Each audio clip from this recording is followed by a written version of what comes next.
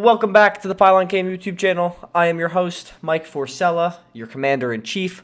Welcome back to the command station.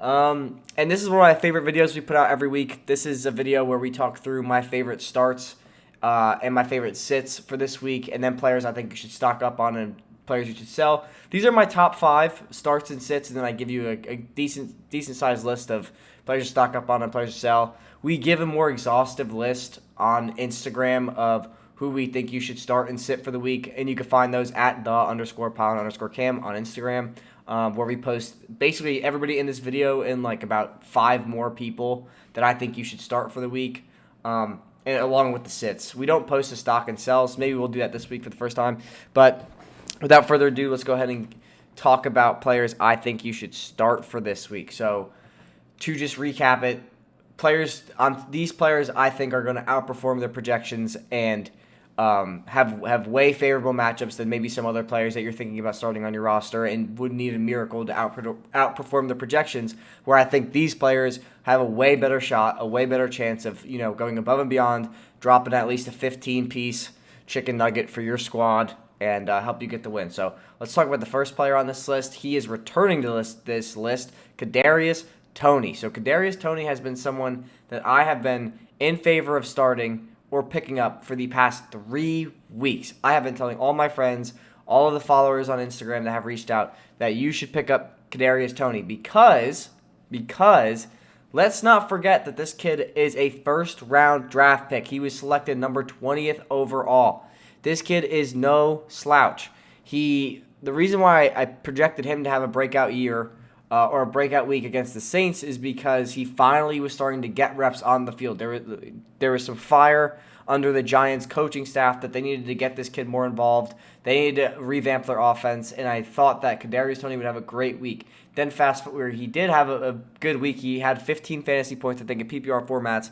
And then in the first week, which is his first real week, we saw the absolute potential of Kadarius Toney. Kadarius Toney, if you didn't know, the Giants played the Cowboys this past weekend without Sterling Shepard or Darius Slayton, but throughout that game, they lost Kenny Golladay, Saquon Barkley, and Daniel Jones. So Kadarius Toney was really one of 4 starters for the New York Giants playing on the field, and he was being covered by Trayvon Diggs with their backup quarterback Mike Glennon throwing him the ball. Kadarius Toney finished that game with 13 targets, 10 receptions for 189 yards and punched someone in the face. Had he not punched someone in the face halfway through the fourth quarter, he probably would have topped 200 yards. But his snap count has increased every week, and I think he has more than solidified his place in the offense. And I think going up against the Rams with the return of Sterling Shepard and Darius Slayton, along with the Rams ranking 23rd in passing yards allowed, I think there's a lot of potential for Kadarius Toney to come in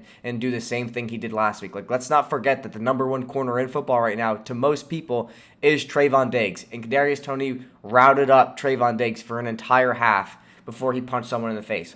But let's talk about the next person on this list. The next person on this list is James Robinson. So if you didn't know, I actually didn't know this until this week, the Jaguars, not ironically, but surprisingly, have the 6th best rushing offense in the entire NFL. They have a very soft matchup this week against Miami, who's ranked 24th in stopping the run, and Robinson's attempts have increased every single week. He saw 18 attempts the past 2 weeks, and he has seen 6 to 5 targets every week, except for last week, which he only saw 1, but he also rushed for 149 yards.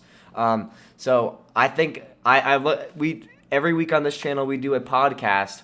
On Thursday, we do NFL coverage. On Tuesday, we do fantasy coverage. And in the podcast for today, this is being recorded on October 14th,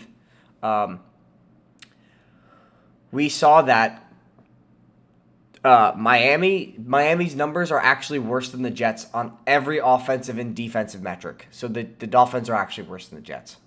So I think this is going to be a great week for James Robinson. He had a great week last week against the Titans. I think this is a softer opponent. James Robinson is increasing his workload, and despite the off-the-field drama, Urban Meyer has coached a better game every single week for the Jacksonville Jaguars. So I think it's going to continue to get better. I think James Robinson is going to continue to get the ball and continue to produce when he touches the ball. And just some stats for you guys if you're wondering what I mean. But I'm not just throwing the stuff at you for No reason. James Robinson has seen six targets in 2 games. He's playing 21% of the snap. He played over the course of the season 62% of snaps, 66% of snaps, 59% of snaps, 95% of snaps against Cincinnati, and 67% of snaps against Tennessee. And he's probably going to play another 70% of snaps against Miami. Carlos Hyde has been completely phased out of the offense, thank God. But I like James Robinson. I think he's going to continue to rumble on and get you points. The next player on this list is Robert Woods. I think Robert Woods has been kind of a victim of a new environment and a new system with Matthew Stafford. They were able to take the top off of defenses and really go out and just chuck it up to Cooper Kupp without really having to operate play action or anything like that they did last year, the Rams did last year.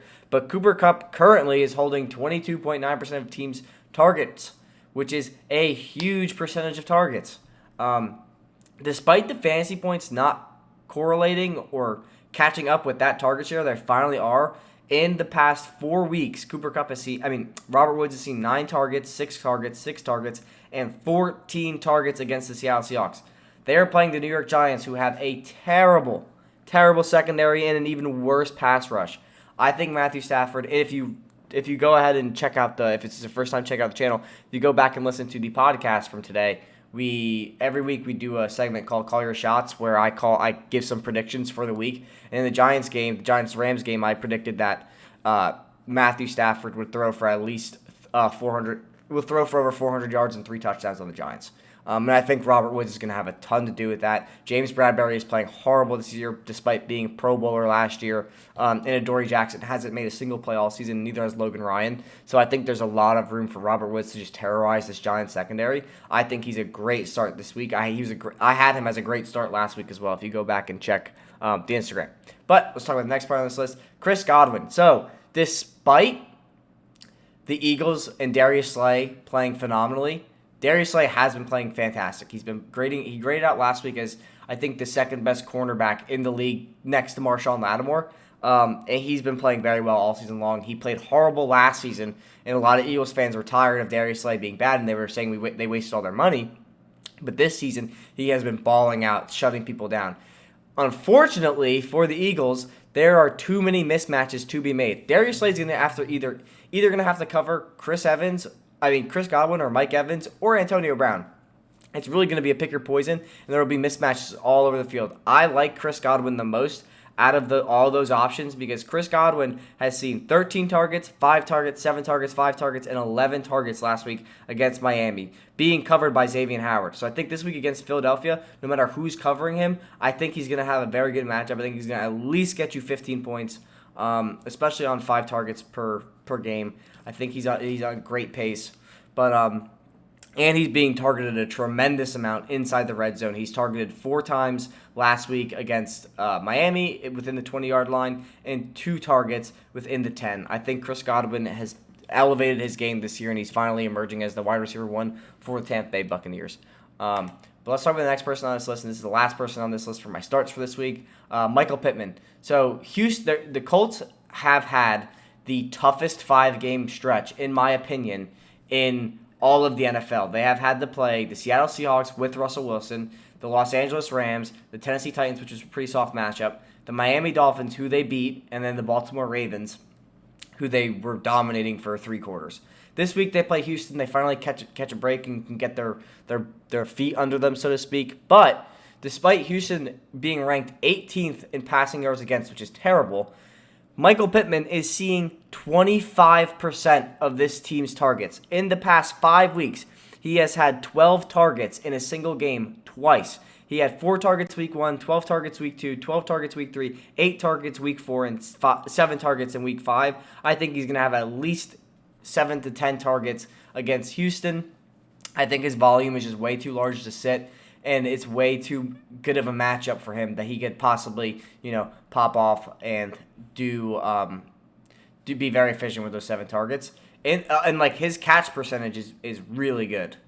He only has a 2.3% drop rate. So I really like Pittman this week. I think he's gonna have a great start. I think he's gonna have a great week. But those are my players to start. I think that going into this week, there are a ton of players that are very talented that might be worth sitting, just because they've either been inconsistent or they have very unfavorable matchups this week. So let's talk about the first player on that list, which in my opinion is DAndre Swift. So DAndre Swift has been dealing with a lingering groin injury all season long, and it flared up again this week, and it's been on every single practice report. He's expected to play this weekend, but Swift has also been very, very bad on the ground. He's only averaging 3.7 yards per carry.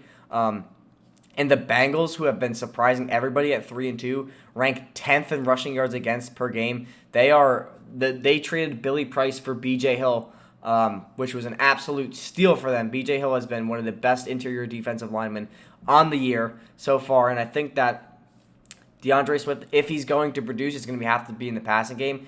And the Bengals defense has been phenomenal this year. They have great linebackers and they have a great defensive line. So if they're going to run Swift, I don't think he's going to get much out of it. And I don't really see that. I really don't see the Lions ever being in the red zone in this game. I mean, I think, let me just say this too, that I think the Lions should be a 2-3 team. I don't think they're as bad as their record is. I don't think they're truly an 0-5 team like the Jacksonville Jaguars. I think that the Lions have been robbed of 2 wins. They're the only team in NFL history to lose on 2 50-yard field goals in the same season with 0 seconds left on the clock. So the Lions really should be 2-3. This could be a competitive game, but I think that if it's competitive, it's going to be from like T.J. Hawkinson, Khalif Raymond, the emergence of Amon-Ra St. Brown we're seeing, and Jamal Williams has been a far superior running back on the ground than DAndre Swift in terms of yards per carry or per attempt. But Swift has been very, very efficient in the passing game. So we'll see what they do. I'm a little iffy on him this week because he's coming off of the groin injury, and it's still on the practice report today. He's still being reported that groin injury is bothering him. And I just want to pull up the snap percentage. So Swift has been playing a load more snaps than Jamal Williams. I just think that Jamal Williams has been way more efficient with the ball in his hands on the ground than Swift has. So I think Swift could be he could prove me wrong this week. Usually 1 or 2 of these guys do prove me wrong. We keep track of it every week on Instagram. So if you don't believe me, just check the Instagram because it's all there. But I think that Swift is someone I would recommend sitting this week. And this is someone I could be wrong about. And I usually try to admit that when I think that, like, just as a precautionary measure, like, hey, like, I could be wrong here. With Miles Sanders, it's definitely not the case that I'm wrong. Definitely sit Miles Sanders. He's been beyond disappointing all season long. He's just been kind of terrible, but he's also been just doesn't fit into the hold on, I just want to pull this up real quick. He just doesn't fit into what the Eagles are trying to do on offense. So just to pull up some numbers for you, Sanders has not been really had any volume in the passing game. He's only seen 5 targets. He only saw 5 targets against Carolina. He saw 3 targets the week before, 2 targets against San Francisco, and 5 targets against Atlanta. And I think that against Tampa Bay, where they have literally the best run-stopping defense in the NFL, I don't expect a lot for Sanders. We're seeing them use Kenneth Gainwell far more than anybody thought. I originally thought with what Gainwell's draft report was that he's one of the best pass-catching backs in the NFL. He beat out Antonio Gibson at their time at Memphis for the starting running back spot and forced Gibson to play wide receiver. I think that Gainwell is going to eat up a lot of the pass-catching volume. We have seen the Eagles this season completely abandon the run. They played against the Dallas Cowboys only rushing the ball 3 times, which is completely unacceptable in the NFL. So I think that the Buccaneers are just going to jump out to a huge, like a big lead. They'll probably put up 10 points on their first 2 possessions, and then the Jalen Hurts and the Eagles are just going to be playing catch-up. And unless they're dumping it off to Sanders, I don't see him putting up more than 10 points this week. That's kind of the criteria for everybody on the sit list and the start list. Like, I expect the starts over 10 points, and I expect the sits under 10 points. Odell Beckham is another player I have on this list because the Browns continue to rely on the rushing game to move the ball down the field and score points. We saw Nick Chubb rush for over 20 times for 161 yards. Baker Mayfield is by no means playing well, and he's never in his career been good at throwing the ball to Odell Beckham for whatever reason. I really don't understand how that's even possible.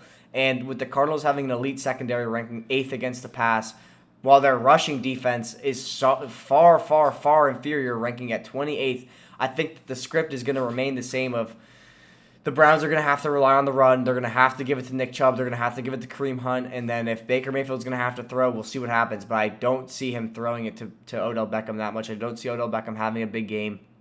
I think that he's going to continue to rely on David Njoku and his tight ends as opposed to his superstar wide receiver in Odell Beckham.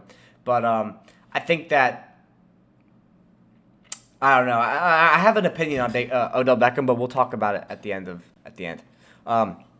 Damian Williams is another player I think you can go ahead and sit because, believe it or not, Damian Williams has actually been very relevant in this Chiefs offense all season long. He's played a ton of snaps. I think he's averaging around 40% of snaps per game. He's played a lot more than you think. But the Chiefs do not run the ball at all. It's just not in their offense. And though Washington football team's defense has been more than atrocious, it's been really, really bad. I think that the Chiefs are now in a position where they're not ready to try new things yet. They have to keep doing what's working, especially against teams that they need to beat. In this case, Washington football team, because they have fallen to 2-3 with their loss to the Buffalo Bills this past weekend. I think the Chiefs are just going to have to throw it through the air, and if Damian Williams is going to get any points, it's going to be in garbage time after they jump out to a great lead. But I don't see them jumping out to a great lead because their defense is 32nd in the NFL, so it's hard to trust that the Chiefs are going to get a lead and really even stop Taylor Heinicke in Washington. I don't think Washington's good, and I don't think Taylor Heinicke is a good quarterback by any means. I think he's actually one of the most overrated quarterbacks in the NFL, and I've said multiple times his mistakes will catch up with him against good defenses, and I've been right predicting that he was going to throw 2 picks against the things, and I was right predicting he was going to throw picks against the Bills and be exposed. This is a defense where I think he could actually kind of carve them up because of how bad they are. So I don't think the Chiefs are going to be in any position to be able to chew out the clock until the very end of the game, so I don't expect much from Damian Williams. They have Jerick McKinnon there, who's kind of a non-factor, but there are rumors that the Chiefs might make a move for Marlon Mack. So I don't really like Damian Williams. I definitely don't like him this week, so we'll see. And then the last player on this list is A.J. Brown. So I think A.J. Brown is a very good wide receiver. I think he's one of the best wide receivers in the NFL, actually. I think Ryan Tannehill is having one of the worst seasons of his career, even back to his days with Adam Gase in Miami. I think it's that bad of a season. But Buffalo's pass rush has been literally nothing short of elite. They arguably have a top 3 pass rush, if not the best pass rush in the NFL. And the Titans' offensive line has been absolutely terrible. I didn't look this up, but let's look it up live because I am curious. But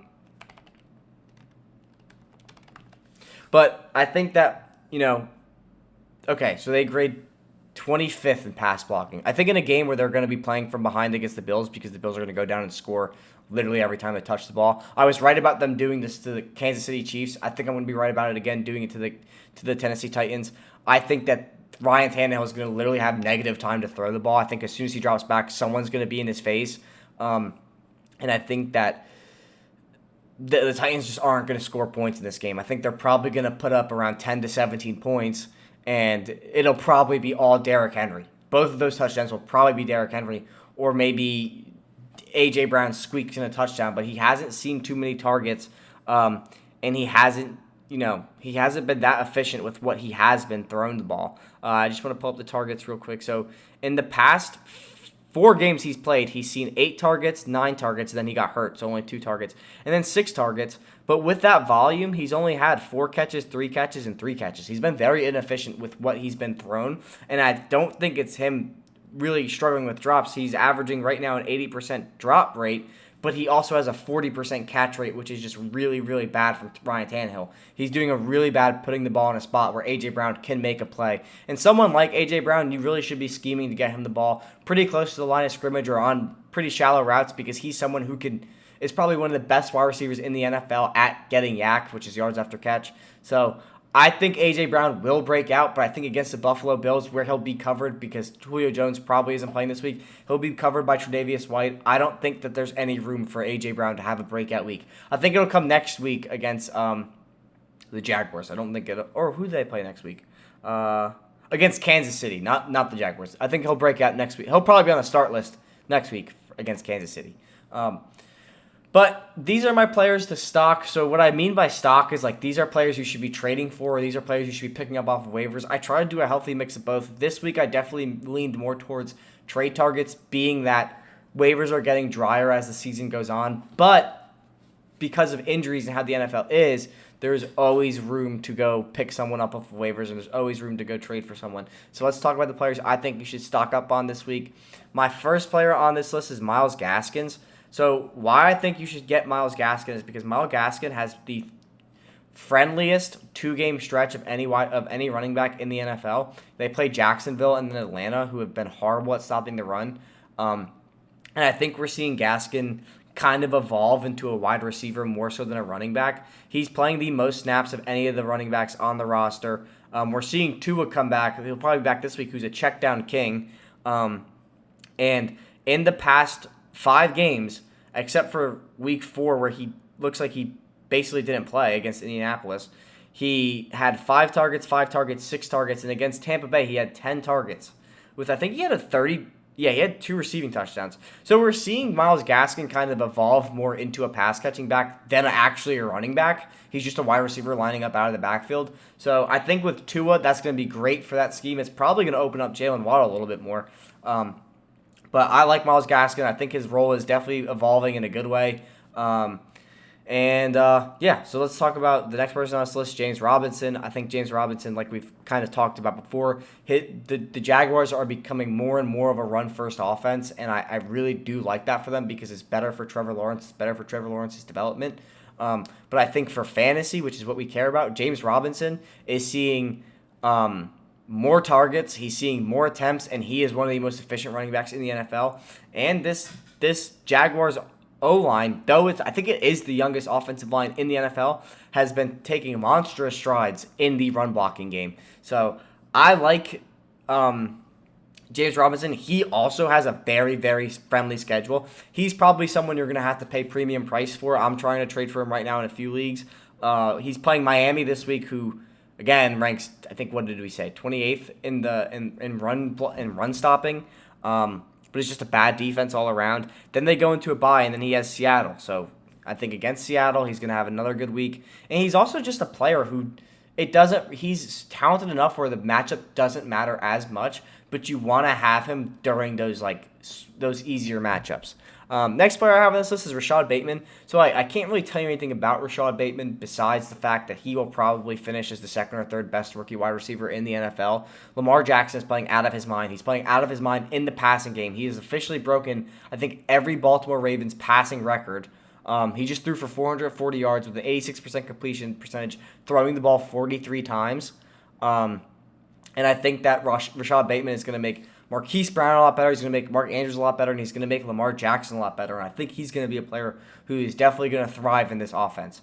A.J. Brown, like we just talked about, don't think he's a good player for this week, particularly if you own him in a matchup. But it is someone I would definitely stash because he's a talented enough player where he's going to demand. Already demands the volume, but he usually gets off to a slow start every season. But he will pick it up down the stretch, which is really where you care. You got to have a team that could float you down to the stretch so you can make these moves so that you could build the most elite team you can by the time you get there. And then also, like we mentioned again, Kadarius Toney. Kadarius Toney is someone who I think is just going to continue to get better every single week. He is literally the most dynamic. He looks like the most dynamic player in the NFL with the ball in his hands. He looks exactly like Tyreek Hill. And he kind of looks like what everybody was expecting from Jalen Waddle, if you want me to be honest. But in the 2 games he's played where he has actually been involved in the offense, he already has more receiving yards than Jalen Waddle, then Elijah Moore, then Rondale Moore, and there's a 4th guy. But I forget the 4th guy. But he basically leads. I think he's 3rd right now for rookie wide receivers in yards. That's behind Devontae Smith and Jamar Chase, who have played 5 games. Kadarius Toney really has only played 2 games. So I would continue to stock up on Kadarius Toney. And then the next player I have on this list is Kyle Pitts. So we finally saw the breakout of Kyle Pitts last week against the Jets. He had 10 targets, 9 catches, 119 yards, and a touchdown. I correctly predicted this in last week's NFL podcast.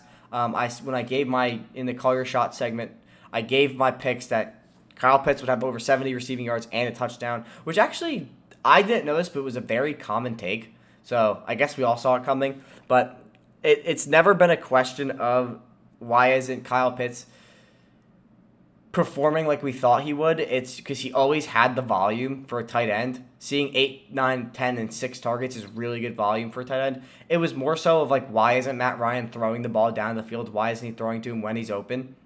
So I don't really get that, but I think I've had this theory that Matt Ryan has been hurt all season long. That's why he's been just peppering Cordero Patterson and not throwing the ball more than 10 yards. And I think he's finally getting healthy, and that's why we're seeing him throw the ball, which is another player I really should have put on this list, but I didn't want to put too many Falcons players on it. I would also stock up on Calvin Ridley because I think he's getting ready to pop off as well. He's a great talent in 2020, and I don't see anything that's happened to him to make him a lesser talent. It's really just the scheme and what Matt Ryan's doing. I think Matt Ryan is starting to throw the ball more down the field because I think if he had a shoulder injury, it's starting to subside, which is why we're seeing Kyle Pitts get the ball on deeper targets. We're starting to see them push the ball down the field a little bit more. So I think when Calvin Ridley's back, this could be a good week for Calvin Ridley off the bye against Miami, because if Matt Ryan is hurt, he now has an extra week to rest on the bye. So for those reasons, these are my players to stock. Let me know if you disagree with any of them. Let me know if you agree with them and what you think their price should be, so we could all kind of build a community and help each other out. But these are my players to sell, basically the opposite of why I think you should stock someone. I think their value and their role is consistently decreasing, and I think that as the season progresses, they're going to continue to be less and less efficient and score you less and less points. So let's talk about these players real quick. First player I have is Damien Harris. So I usually, as a fantasy player, do not subscribe to ever investing in the San Francisco 49er backfield or the New England Patriots backfield because they always have a running back for something. It's like last year it was like, who's going to pop off? JaMychal Hasty, Jerick McKinnon for the 49ers. And with the Patriots, Damien Harris really was the guy. But now we're seeing James White is out, so they need a new pass-catching back, and that is Brandon Bolden. Ramondre Stevenson logged like 11 carries last week, which is a career high. He's a rookie. Damian Harris continues to fumble the ball. I think he's going to be phased out of the offense slowly but surely. Not entirely, but I think it's going to become like a three-headed monster back between Damian Harris, Ramondre Stevenson, and Brandon Bolden. But we have seen the Patriots do this before, particularly with kickers. They go ahead and, like, I think it was 2 seasons ago. Remember when they would have a player miss a kick and then they were just cut that week? And they did that for like 8 weeks straight. They're kind of doing the same thing with their running backs this season. J.J. Taylor fumbled once completely out of the offense. Ramondre Stevenson fumbled the first week in the league, and he hasn't played until week 5. So Damian Harris has consistently fumbled, and now we're seeing like he's kind of getting replaced by these other backs. And we saw that James White is out, who was the only consistent running back in that team for fantasy, is now out. So Brandon Bolden's taking up that role. Ramondre Stevenson is taking up Damian Harris's role. We're just seeing all these changes to the Patriots backfield that I don't feel comfortable keeping Damian Harris. I was high on Damian Harris going into this season, but I traded him away in a bunch of leagues. Damian Williams, kind of the same thing as to why we should sit him. I think with the Marlon Mack rumors, I don't really like what's happening with Damian Williams. I don't even think he currently has a role in the offense. He's going to have a role because of injuries and circumstances, but I think you could definitely flip him for something because someone's going to need a running back and they're going to watch a YouTube video and be like, oh, like even if it was on my channel, because I said it too, like, you should pick up Damian Williams. I wanted to pick him up not because I would start him, but because someone's going to need a running back, and I just would trade him to him for something and rob him blind. So I could be a scumbag for that, but I'm trying to win my leagues. I don't care. The next player I have on this list is Trey Sermon. So really makes no sense to me. Trey Sermon was a very good running back at Ohio State. The 49ers traded up to draft him in the 3rd round, and he had an injury going into the season, and then he didn't play week 1. He didn't really play week 1. He had one attempt week 1. But then he was decent against Green Bay. And then he had 19 attempts for 89 yards against Seattle. And now that Elijah Mitchell's back, their 6th round pick, he is now the guy and Sermon is now the backup, which makes no sense to me. But that is what it is. It doesn't matter if it makes sense to me. That's what the 49ers are doing. I think someone out there will definitely still want Trey Sermon, especially if you're in a dynasty league. I would trade Trey Sermon. I traded Trey Sermon at the beginning of the year because I knew he had value, and I just don't feel comfortable owning any part of the San Francisco 49ers backfield because of how inconsistent it is. But the next player on this list is Kenyon Drake. I think that the real appeal for Kenyon Drake was, okay, he's going to be the Raiders' pass-catching back. He's gonna take reps away from Josh Jacobs in the pass-catching game. They paid him all this money, but even without John Gruden, this was when John Gruden was tenured as the Raiders coach, who has resigned this past week. Since Josh Jacobs has come back from injury, Kenyon Drake has seen one target the past 2 weeks. All of them are going to Josh Jacobs. Kenyon Drake has been completely phased out of the offense. We'll see what they do with this interim head coach, or when they get a new head coach, what they'll do with him if his role changes. But for right now, if things remain as they are, I'm selling Kenyon Drake. He has some sort of value, so you definitely could get you could probably get a Devontae Booker or someone a nice waiver wire pickup for Kenyon Drake, and I think you'd be fine because I don't like Kenyon Drake. I think honestly, you could trade Kenyon Drake for Dawson Knox, and it's a fair deal because of Dawson Knox actually producing points. Kenyon Drake is not doing squat.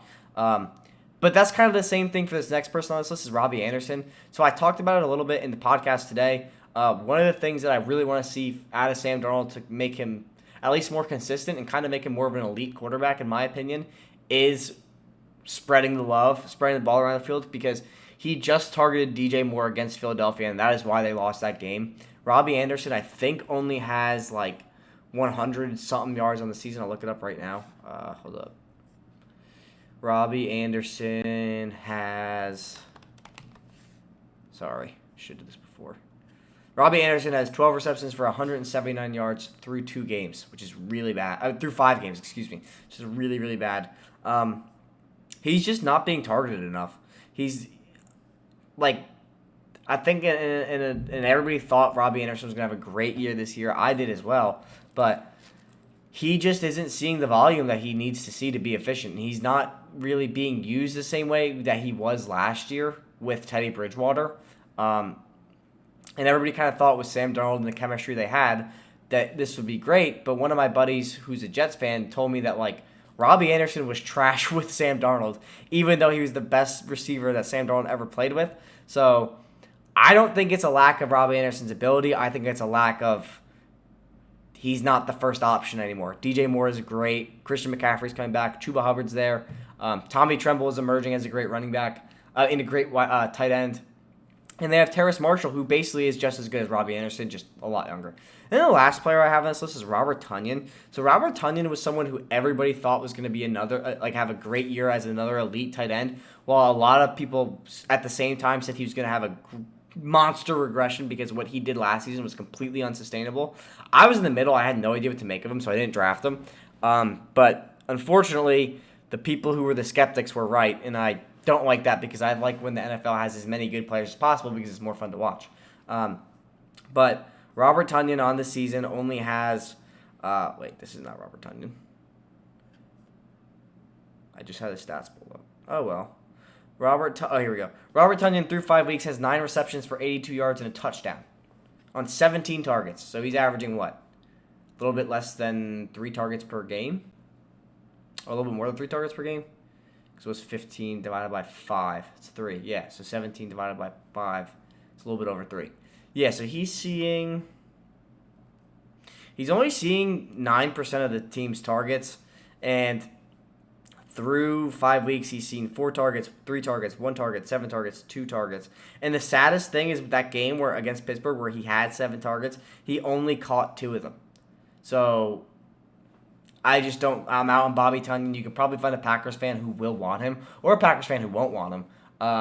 But anyways, those are my picks for this week. Those are my players I think you should stock and sell. This will all be on Instagram at @the_Pylon_Cam. So you definitely can check out that graphic when we post it. It'll probably be posted later today, probably around 6, 7 o'clock.